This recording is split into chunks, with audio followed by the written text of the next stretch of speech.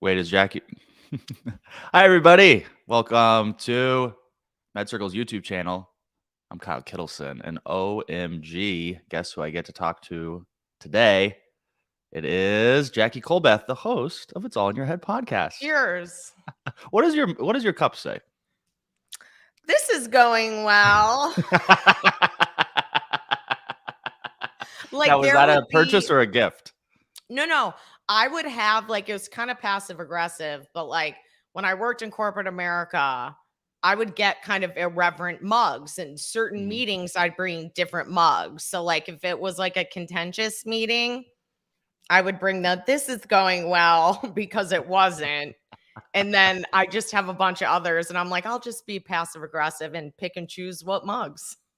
I love that. Maybe MedCircle needs a line of mugs with different Jackie sayings on it. This is going well. I don't know. Some of them might have expletives in it, but that's okay. It'd be a big mug. Exactly.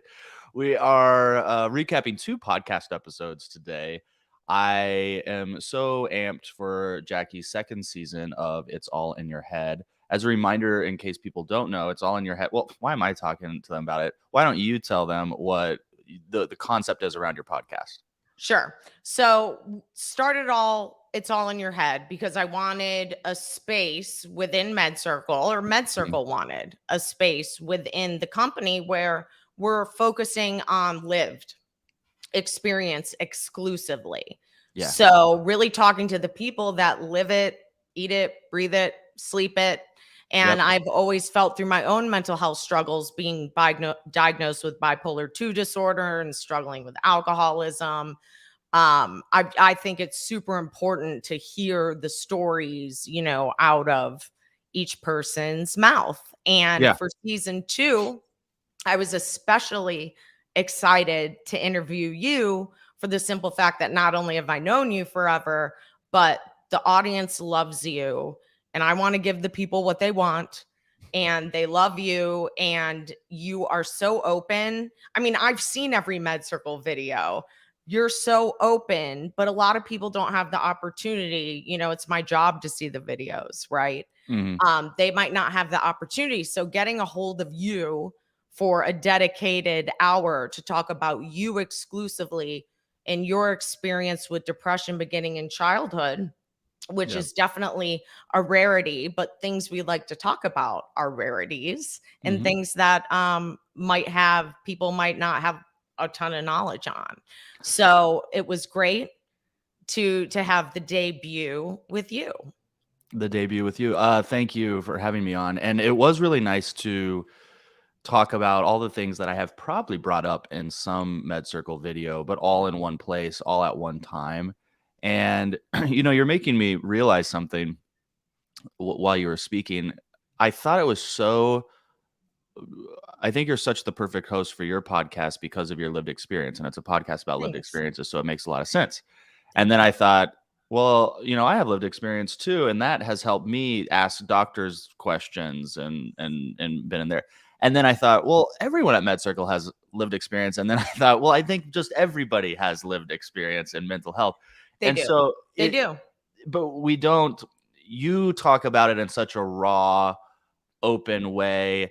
There's no you and your guests come in as yourselves, and it's like ripping off the shield to your heart and saying, here I am, good, bad, or otherwise, this is my story. Yes. And that is always so powerful. I think we have a lot of professionals on MedCircle, not just on YouTube, but on our membership at medcircle.com.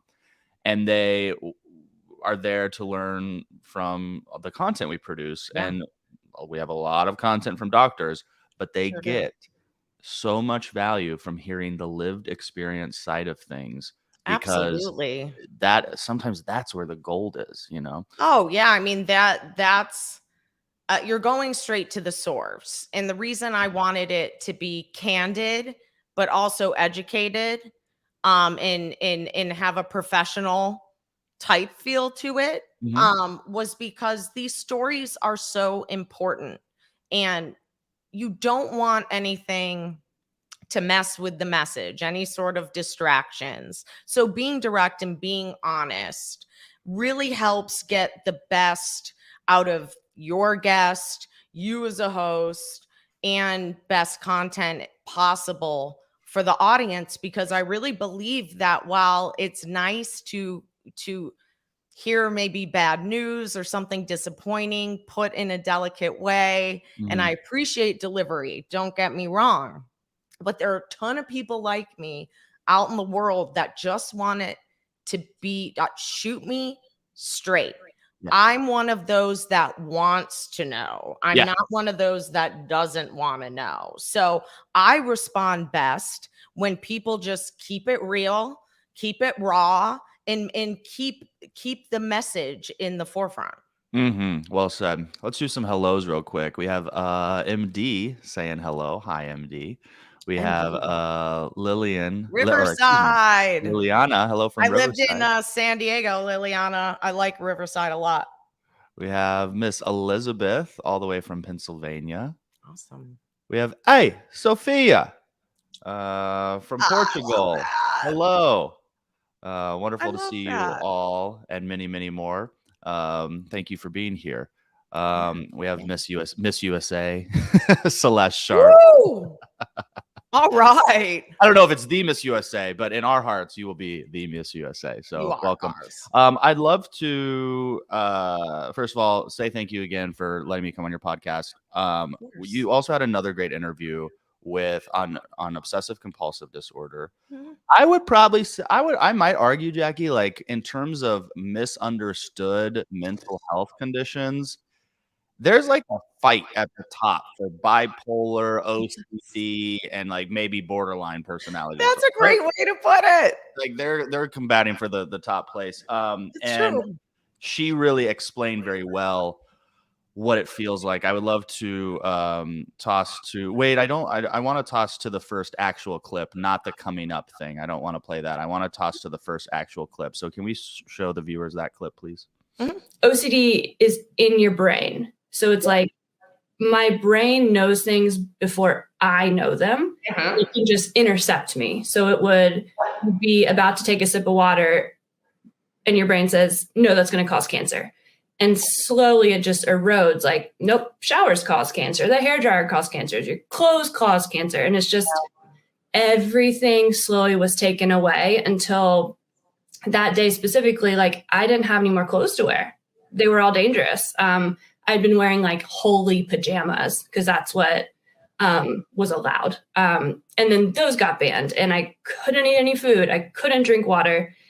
And it just, you kind of crack, I guess is the word. And I had fought so hard against that because I was so convinced that these thoughts were real. And if I tell someone, either God, like whoever's sending me these messages, God or whatever, I'm going to ruin it all. And I fought so hard to keep it a secret for that reason, because if anyone were to find out, then all this work I've been doing to like keep myself safe and everyone else I care about safe is just like for nothing. But it really got to a point where, I mean, I was laying naked on my bedroom floor. Yeah. There are no clothes to wear and I weigh 90 pounds. She mentions at the very top, my brain knows something before I know it. Yeah. Yeah. I loved that description. Yes, because I have learned so many times to have that separation from, I'm just gonna use Allison's word, your brain. Sure. There is a therapy called acceptance and commitment therapy. And my favorite thing that I've learned out of that is this technique called, or I don't know what it's called actually, but essentially when you have a thought, I could have the thought right now, I'm doing a bad job on talking with Jackie on YouTube. My thought is I'm having a bad job talking with Jackie on YouTube. Through acceptance and commitment therapy, we would create a little separation from that thought by putting the prefix of I'm having the thought that I'm not doing a good job having this discussion with Jackie on YouTube. Yeah. And it takes you away from your thought, away from your brain a little bit. So you can look at the thought or look at the brain and realize that that's not you. I love this. And so when Allison said my brain would do this, I thought, oh, this is somebody who has created that separation so she can look at it instead of being enslaved by it. That was my takeaway. I don't know if that's true. No, that's beautifully put. I mean, she took her power back through a lot of hard work. And in the full interview, you will get to know Allison even better, but she's extremely articulate. And what I liked the most about it was, blowing up stigmas. I love that. That's like the goal, right? And, on the outside, and you never know what's going on the inside with people. I think that's another important theme. Allison worked exceedingly hard to the point probably of exhaustion. I would imagine, keeping up the, this isn't happening, to me, I'm not dealing with this, and excelled in spite of all of that anxiety that she was hiding. There wasn't an outlet for her. And she did such a great job explaining, like, there were parts in the book where I started to feel anxiety because she's such a good writer that, the words kind of jump off the page. And what I learned is, this is something that people should take a lot more seriously, in my opinion, than they do. OCD is not like, I want this picture in this part of the room, and people will be like, oh, you're a little OCD. And it's very dismissive, like super dismissive. And let me be clear. It's not even a little bit like that. Okay. Correct. Obsessive compulsive disorder is not a need for organization. Tidiness. Yes. If anything, you would probably, well, I don't even want to get into that. So yeah, I mean, yeah, it's not even that. And the most common phrase, like, she's being so bipolar. Totally. Sorry, I'm really OCD. We have all these phrases that aren't used. I think the OCD is misused more than any other mental health. Couldn't agree more. Yeah. Jackie, what is the thing? Because this was a question I had when I watched the podcast. Yeah. Did she believe that these warnings that her brain was giving her were coming from God? They were coming. I got the impression, at least, they were coming from somewhere. And I believe I was assumed, we'd have to ask Allison, but sure.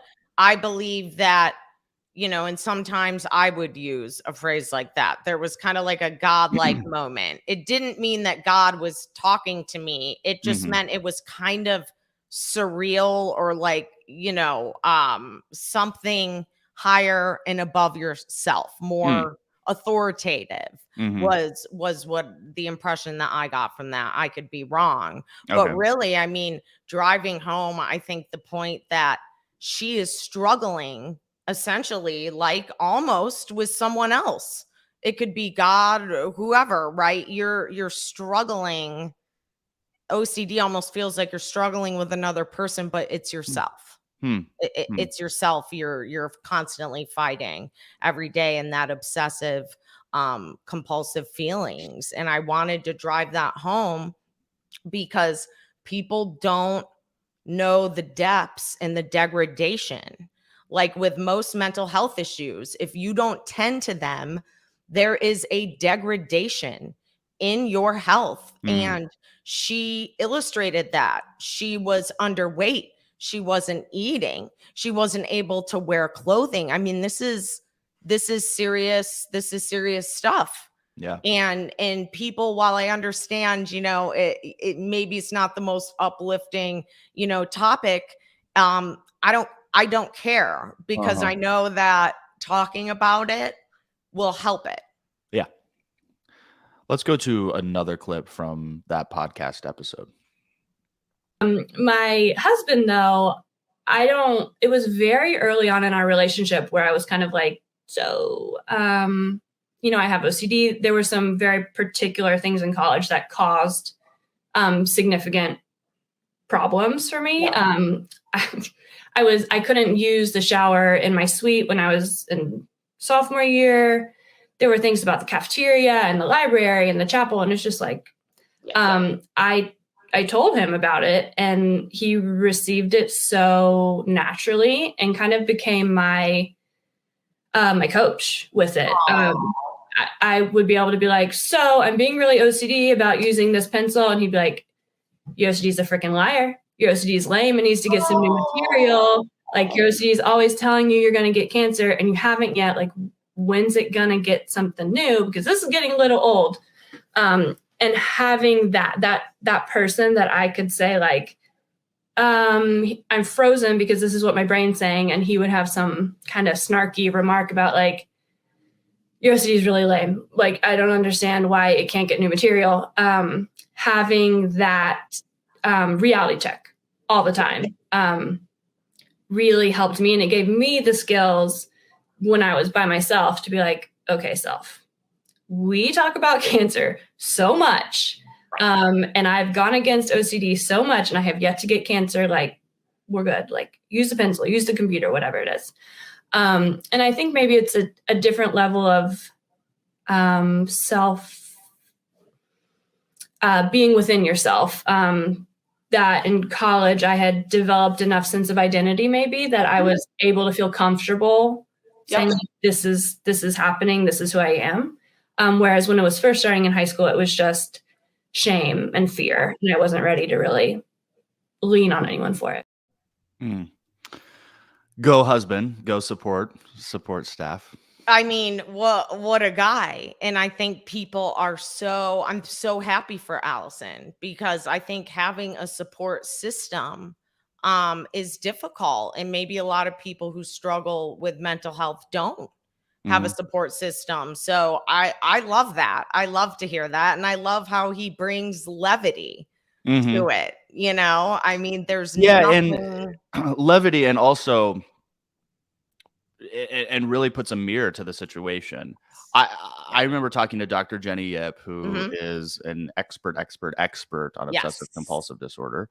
And I can already hear Dr. Yip saying, that's not exactly what I said, Kyle, but more or less what we were talking about was to support somebody with OCD is a fine line, because you don't want to enable, but you don't want to make things worse. Sure. You want to help them get through these things.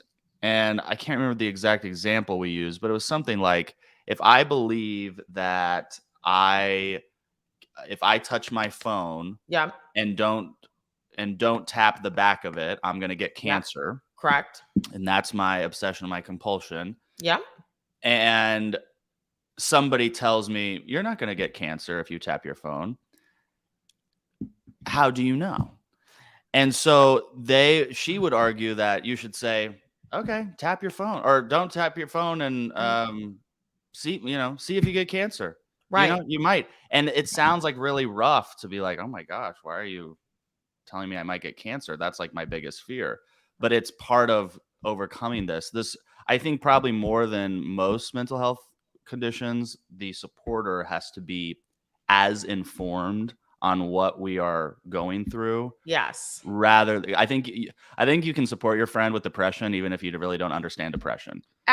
Absolutely. I've had a lot of friends who have struggled with eating disorders, and I use that as an example because they don't have a problem with alcohol, and I don't have a problem.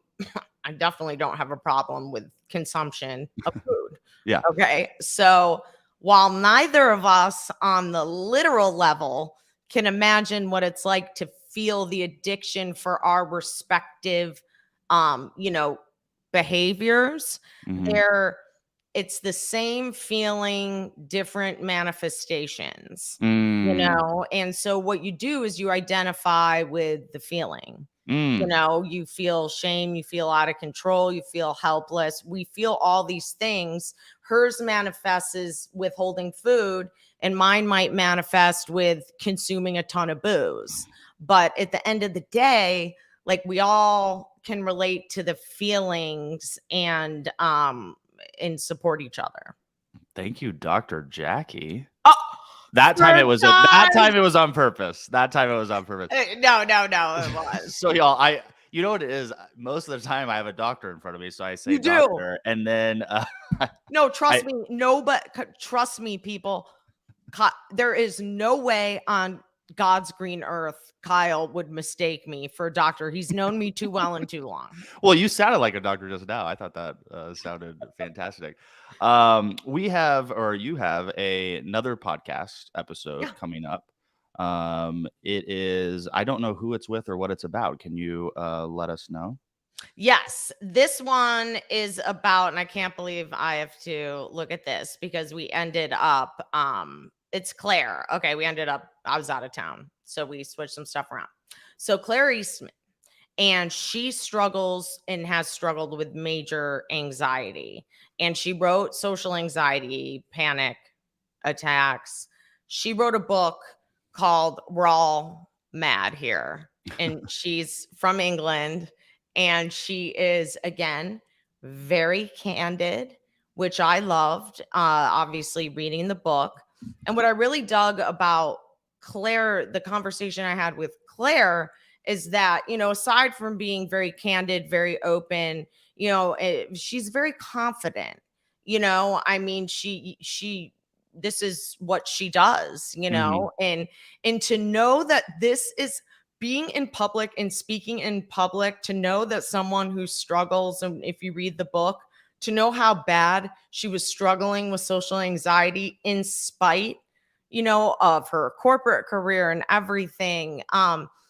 Again, you're just floored going, people can be they can have something on the outside and just be wrestling like hell with social anxiety on the inside. Yeah. Have you experienced severe anxiety? Oh, I can totally relate to anxiety because on my spectrum, I go from anxious to sad, kind of melancholy, but then the anxiety, but it manifests as irritability for me. So when I get anxious, I become irritable. And at certain times, I will know it at this point. Like, we laugh. I call it March Madness. Mm-hmm. Don't talk to me really in March unless you want to get I might snap, short of patience, not as understanding as I am during the other months. And that is when I am just feeling so anxious. It's hard for me to field all the requests I might get during that time. So it feels heavy, and that makes me anxious and irritable. But again, I've, like Claire, have worked so hard to not have that really be seen. Like, to me, the biggest compliment is if someone was like, I had no idea that you struggled with that. You look so composed. Oh. I mean, and if you're feeling really anxious, but you're coming off composed, that just means you are pushing down that anxiety, and it is building. Or I make the assumption that is true. It totally is. And so for me, that was sort of my defense mechanism. I took the route of never let them see you sweat, never let them see, but then ironically, of course, at some point, anyone and everyone's going to see, through that veneer. Yeah. Yeah. I know people won't like to hear this because it's not relatable, but I don't have anxiety. I love that. That is a rare feeling for me, to have anxiety. I feel down. I feel depressed. I feel helpless and hopeless. Yeah. But anxiety, the only time I felt anxiety, Jackie. Yeah. Look, we all feel anxiety. When I'm talking about, I gotta take some deep breaths and right. The only time I had that was, I don't know, probably 6 weeks into COVID. Yeah. And I told Dr. Romney that, and she gave me some exercises to do, and they helped a lot. They were all mindfulness exercises.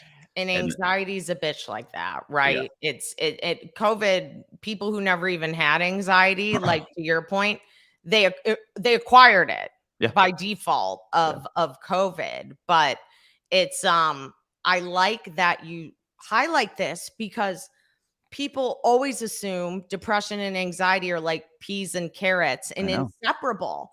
And that's not true. Yeah. Now, I know a ton of anxious people just because, like, I don't know, I think we probably gravitate toward each other. There's some understanding. Are you anxious? You want to hang out? You want to be anxious together? All right, we can just be anxious together and sweat and have our hearts palpitate and maybe go breathe in a paper bag in the corner. You know, it's like, but people who are calm and have that, you can tell that that's not their struggle.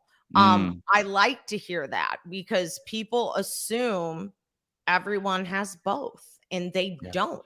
Yeah. When I did there's a great video on YouTube that you can watch after this if you'd like. Me and a MedCircle producer went and got ketamine treatments for severe depression. Yes. And it's unlike most MedCircle videos. It's like a more of a short documentary. And part of that, we had to take all of these tests. Okay. It's not like we just rolled in one day and they're like, here's your ketamine treatment. Right. So we had to take all these tests and they were testing me for anxiety. And I didn't score anything. They're just like, no. And then now depression, I scored through the roof. I like nailed that test. Okay. 100 out of 100. But the anxiety thing, I bombed. I guess it's the one test you want to bomb though. But I only say all of this to say anxiety is the #1, the most popular mental health condition in the world. It used to be depression. A few years ago, anxiety came to the forefront. It's #1 now. We need more serious conversations around this because anxiety is so prevalent. Sometimes it doesn't get the spotlight because it gets thrown away. They're like, oh anxiety, everyone has that, whatever. It gets chucked in a bucket and it's like a perfect dovetail. Like my intention for season 2 was to highlight the different types of anxieties. Excellent. Because, to me, you're totally OCD right. is one too. OCD, we have complex PTSD, we have social anxiety, we have ADHD. So we are focused really among different anxiety disorders because, to your point, they're like chucked kind of like in some garden variety version. People think of anxiety and they're different. It's like really important to know the difference because once you learn about it, if it's misdiagnosed, you can't treat it. But a lot of people don't even know there are different categories of it. And so really for season 2, I was like, well, no brainer.